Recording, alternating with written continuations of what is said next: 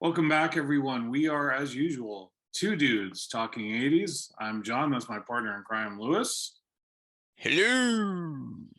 You scared me for a second. I thought you weren't going to do anything. Like, he's just going to really sit there. All right. Hey, we're going to do a little tribute this time. We're going to talk about our favorite female artists.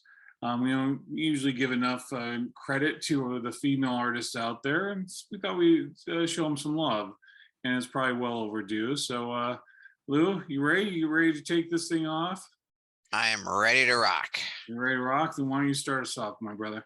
Excellent. I am going to focus mainly in the hard rock heavy metal arena. So just giving you fair warning. Wow. Yes, yes. There's maybe one or two that'll drift off of that, but mainly it's going to be hard rock and heavy metal. First one I'm going to go with is Lita Ford, and great guitar player, great singer. Obviously, she was from the Runaways in the 70s. Had her hit, what is it, Kiss Me Deadly, phenomenal lyrics, and I'm being sarcastic about that. The one song that she did that I really loved was Close My Eyes Forever. Again, I know you and I have talked about this. I thought that Ozzy was a very poor match for that. I think that Kip Winger would have absolutely blown it out of the park if they had done a duet together on that one. But that's my first call, is Lita Ford and her solo career. Was it with you that I saw her in concert? I kind of forgot. We did see her together. She opened up for Yngwie. That's right. I'll never forget that because we saw her open up and her drummer comes out. He's like super stoked and he comes out and he goes to the front row to slap hands and like nobody put their hands up. I felt so bad for the guy. So everyone's like, yeah, you're not Lita Ford, dude. We're not having this. But I still have her poster. I still have the poster when she was at Tower Records doing her in-store signing. I talked to one of the, I didn't have anything for her to sign. And so they had all these Lita Ford posters on the wall. And I said to the dude, I said, hey man, can you pull one of those off the wall and give it to me? He's like, yeah, sure. And he did that. And I had Lita Ford sign it. And I have it probably in my garage to this day. So That's good call. awesome. That's Yeah. awesome. This is very strange because you went with the hard rock. You're going with the hard rock side, and I'm kind of all over the place. But hopefully, this one doesn't steal one of yours away. Band that doesn't get enough recognition is Vixen. Really? Dude. Yes. Yes. Okay. But go ahead. Because you already had it, or you didn't like Vixen? No, that was my next one. Okay. Well, sorry. It's the only one I think that I really did. Well, I have a few, but their debut album came out in 1988, and they had some really good hits. I love that album. Of course, the standouts were "Edge of a Broken Heart" and "Crying." Those were the ones that got the most airplay. That was a really good band. You know, to have all females was a great thing. Kind of a novelty for the hard rock side. I mean, obviously, you had the Go Go's, the Bangles, and things like that, but bands like that. But you didn't really have an all female hard rock heavy metal. There are some unusual ones that didn't get a lot of popularity, but they probably were the most popular at the time for the female hard rock heavy metal. A little bit of trivia. So Roxy Petrucci, the drummer, used to be in a band called Madam X. Do you know who one of the singers for Madam X was? I don't. Sebastian Bach, before he Wow. joined Skid Row. So yeah, a Wow. little trivia there. I'm gonna go with one more for you because I'm gonna bring you some knowledge, Lou. And you might know this one. Who wrote Edge of a Broken Heart? Oh, I don't know that either. Wow. 80s icon, Richard Marx. Wow, really? Yeah, so Edge of a Broken Heart was written by Richard Marx. Wow, you're full of trivia here today, buddy. See, that's why I got Vixen and you didn't.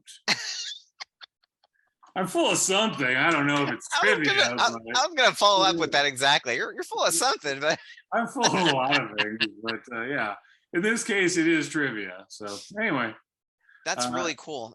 Yeah, no, I thought that the Vixen was a great call out, obviously, because I had it on my list. But yeah, there weren't that many bands, female bands, into this sort of glam rock metal scene. I mean, Heart was one of the ones that sort of broke into that. Lita Ford, as we mentioned, and Vixen. I can't think of many others, right, that quite fit that genre.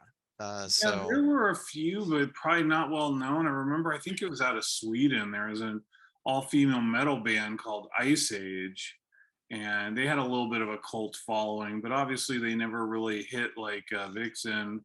And then later on in the U.S., there was a band, all-female band called Phantom Blue, that put out a couple albums and featured, Linda McDonald on drums, who went on to lead the Iron Maidens, which is an all-female Iron Maiden cover band. So you had a few, but I would say Vixen for the hard rock, spectrum was pretty much the biggest.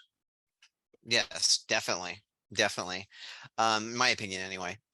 The next one I'm going to go with, to me, has always been like one level above what we just sort of talked about. She was more into the more hardcore heavy metal. I'm talking about Duro Pesh, who fronted Warlock. And so, yeah, I mean, I'm only familiar with that one song that, oh, we are. Oh, yeah. Well, I'm not going to continue, but anyway, you know what I'm talking about. Oh yeah, it And was on my and list too. She was on my list. so yeah, I thought that even fewer women sort of broke into that genre of the rock heavy metal arena, and she was amazing, absolutely amazing. She went on to have her own solo career after Warlock, but that's the only song that I remember of hers, and I think she was still with Warlock when she did that song. I believe you're correct. That was a Warlock song. Then she went on, fronted Doro. We actually performed with her at the Stone. That's right, I'd Yeah, forgotten about yeah, that. we performed with her. She was tiny. She was a tiny little thing. I remember our bass player had nothing for her to sign, and that like broke out like a dollar bill or something. Had her sign that. But she seemed very nice. And also she was very close with Lemmy of Motorhead. So I don't know if you know about this, but after he died, Lemmy from Motorhead had his ashes for a lot of people made into a bullet and sent out to a lot of people that were special to him. And I'm pretty sure, I almost say I'm 100% sure that Doro Pesh was one of the ones that received it. But yeah, a funny story about that All We Are song is I remember my first heartbreak going over to Mike and Kurt's after a girlfriend dumped me. And I decided, you know what, I'm gonna just drink my troubles away. That's always the smart thing to do, right? And I remember drinking, and I'm not a beer person, and I remember drinking those stupid Mickey's Big Mouse. And I drank a ton of those, and I remember getting really drunk, redecorating their bathroom, unfortunately. But I remember like I was passed out on the couch and they kept playing different music. And I remember that song came on. I like kind of woke up from the dead and I was singing along to All We Are at the top of my lungs, before I would pass out again. So yeah, good times, more times. Um, Awesome. I'm gonna go with, since you keep doing the hard rock stuff for me, I'm gonna go kind of a different route. And no, I won't talk about Taylor Dane. Got it. Everyone knows how much I love her. I'm gonna give her a little break today. But this woman came out with her first album in 1988. Before that, she was known for choreography. Before that, she was known as a Laker girl. And of course, we're talking about Paula Abdul. She's not hard rock, Lewis. So, I said um, I was going to deviate, and that was one of the ones that I was going to deviate on, but go Okay, ahead. well, that's all right. I sing black like Paul Abdul. That first album is an absolute classic. I mean, you think about it, obviously her second album came out in the 90s, but The Way That You Love Me, Forever Your Girl, Straight Up, Opposites Attract, and Cold Hearted, I mean, all on one album. What a great album. Still love a lot of those songs. And I actually did see her perform in the early 90s. She performed at the Shoreline Amphitheater. I remember All for One opened. How I remember, no, not All for One. Color Me Bad. Color Me Bad opened. They wanted to sex me up. And I said, no, I'm not having it. Um, but really great performer, great songs, an amazing debut. That was a huge, huge hit. And yeah, still to this day, I love it. So Paula Abdul. Very cool. Lulu's ex-husband actually used to work for a firm that managed Paula Abdul, and Lulu actually got to meet her before she was a star. She was just she had been recruited from being a Lakers girl, and so she met her a long, long time ago. Yeah, Paula Abdul, really good call. She has that real interesting sort of, I want to call it a lilt, but that's may not be the right word, but there's sort of like a wavering lilt in her voice when she sings, very, very distinct. And yeah, that album was just phenomenal. That was probably one of the first women's albums, or woman artist album that I purchased. And yeah, great call out. Yeah. Do you remember the second album? You know, I know it goes in the 90s, but the single Rush Rush, which is a great song. Do you remember who starred with her in that video? I don't. I remember the Opposites Attract video, but I don't remember the Rush Rush. Keanu Reeves.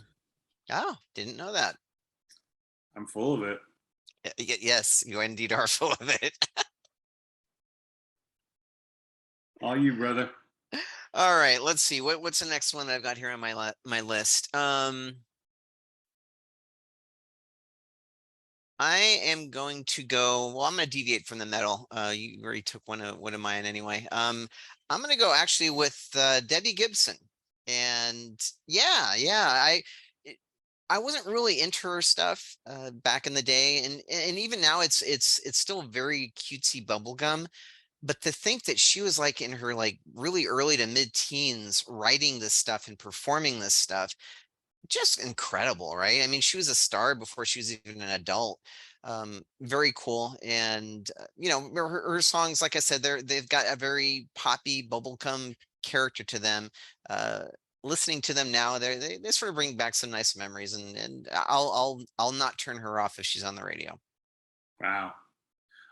We already discussed when I talked about embarrassment, my love for Lost in Your Eyes. You know, remember, I think she had her own perfume at the time too, Electric Youth. Yeah, you might be right. Sort of Yeah, scary that you remember that. I was a big fan. The perfume. Little dab behind each ear. I'm good, but no, really talented young woman, and I thought it was interesting because, from my recollection, and you know, may be wrong, but I thought she had a very important hand in writing her music, which I give her incredible props for, and I think she was fairly accomplished on the piano too, which is amazing, especially for somebody that young because I mean, what when she came out, she was like 15, 16 years old when she started. Yeah, I want to say So, that. I want to say 15. Yeah. yeah, it was strange for me when she posed for Playboy as an adult. It was like, ooh, Debbie Gibson posing for Playboy. It kind of sounded wrong. I will neither confirm nor deny if I ever checked out the photos, but you can use your own judgment. And I Um, think it was Deborah Gibson by the time that she did the it didn't Playboy matter. It stuff. was the same person. So, all right. Well, I'm gonna go with this next band. Um, I've actually seen him perform a few times.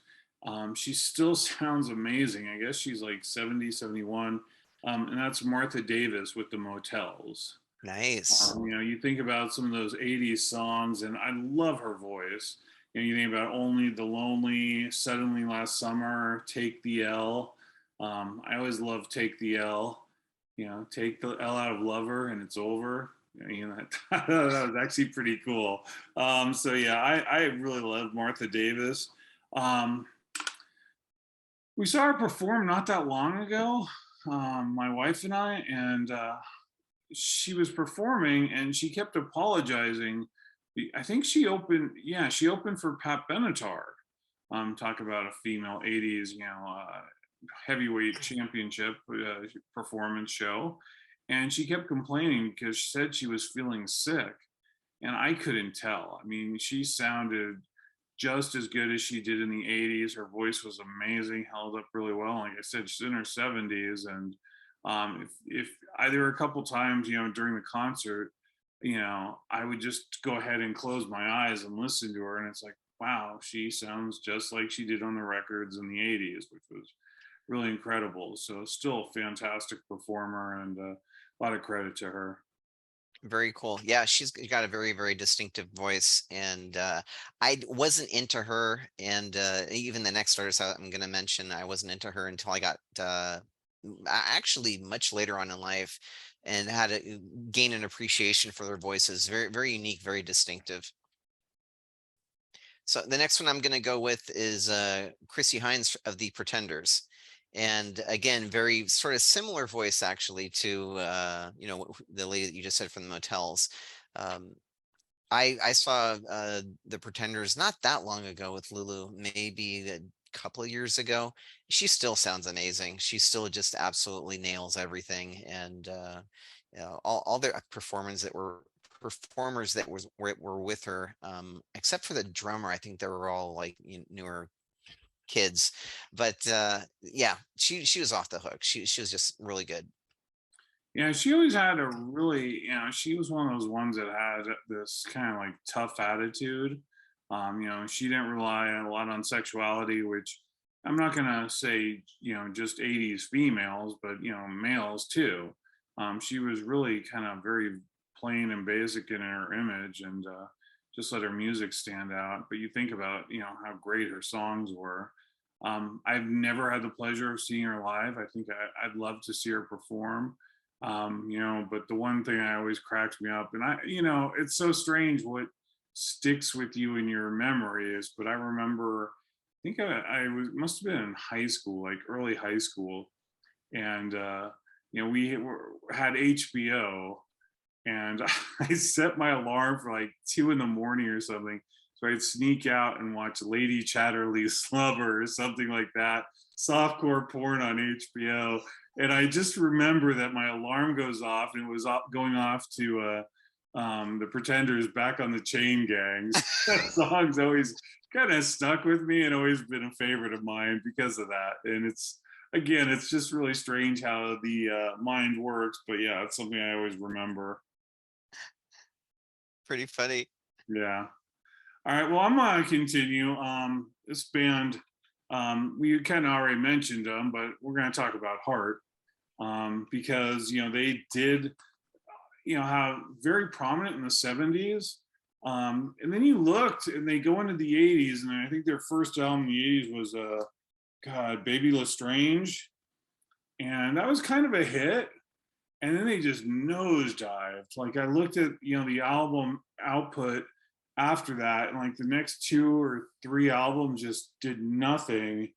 And then their self-titled album in '88, I'm sorry, '85, Heart, came out. They had a new label, kind of a new image. They kind of did a more glam thing, and then again they started flying back up the charts, which was quite a comeback. You think about that album, it's like, what about love, these dreams, nothing at all, if looks could kill, which love that song, and never. Just a great album. They continued the success in the '80s with Bad Animals, which had the huge hit Alone. But they kind of reinvented themselves with their image, and really kind of rose from the depths. People forgot how poorly received Heart was, and I remember those early '80s albums were, and always in the bargain bin. You could buy them for like $5 or whatever, and not very popular at all. But to their credit, huge comeback. You know, Again, the image was probably the thing that they didn't care for, especially reading articles about them, in the '80s. And there's a lot of things that they didn't like about that era. But you can't deny the success. And I saw Ann Wilson recently. Um, Still sounds great. Again, what an amazing voice. It still holds up. And then I saw Heart with, her and Nancy a couple years back. I think it was right before the pandemic, where they performed at the Hollywood Bowl. So still an amazing act to see. Highly recommend seeing them. I guess they've had some troubles. between the two of them, which is why they haven't toured in a while. And hopefully they get that back together and give us the heart that we all know and love. Yeah, that's a really good call. They really did sort of reinvent themselves between the 70s and the 80s, and they were probably even bigger in the 80s than they were in the 70s. Not to discount the stuff that they did in the 70s, because obviously it's really great music. But it seemed like they were just even bigger. They're catapulted in the stratosphere when they hit the 80s. Um, Ann Wilson's a great singer, and Nancy's a great guitar player. Really good call. Thank you. You bet. Let's see. What do I have here next? Your last one, so make it count. All right. Since you already stole two of mine.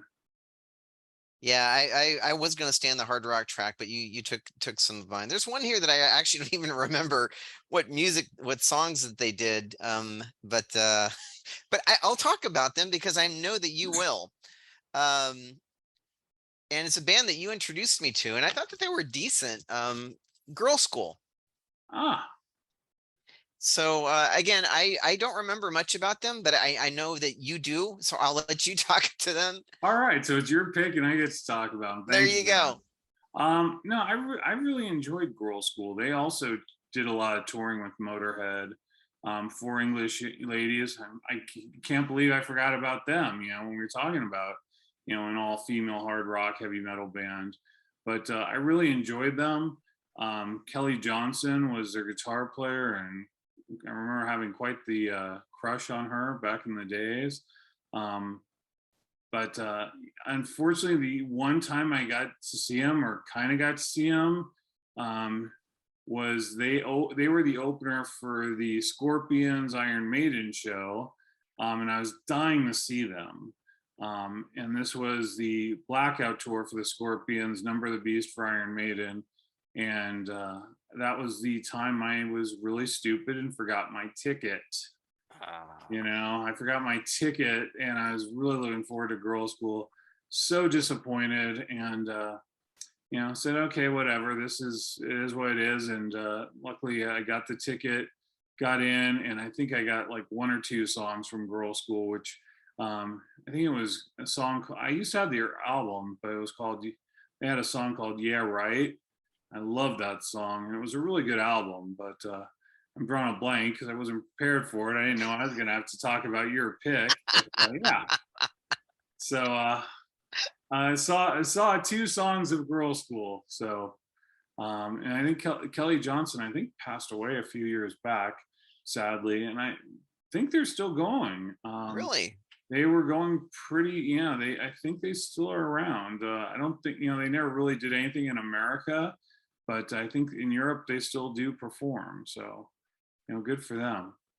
Well, Very I'm cool. gonna I'm gonna finish it up. I mean, I didn't talk about some of my favorites because I felt like I've talked about them too much. But one of the '80s bands that we don't really talk enough about is Blondie, and Blondie with Debbie Harry, and a lot of great songs in the '80s. Great performances. You think about um, Call Me, which I think is still in the '70s. Some of they were one of the ones that started the first band that was successful that had a rap, where they had Rapture, and they included a rap. I think that was like known for one of the first songs that had a famous rap in it, and brought rap, kind of out to the mainstream. But a lot of great songs. They are still very popular in the '80s. Saw them a few years back, and still sounds great. So Debbie Harry was quite the icon for female artists back then, and she had a certain presence about her. I think she always you know yes, she exuded that sexiness, but she also looked like she kicked your ass too. And I think she's still really kind of that icon for a lot of young women that they grew up kind of admiring Debbie Harry because of that. Yeah, Debbie Harry is definitely a good call as well. I think she was a Playboy bunny at some point. Excuse me.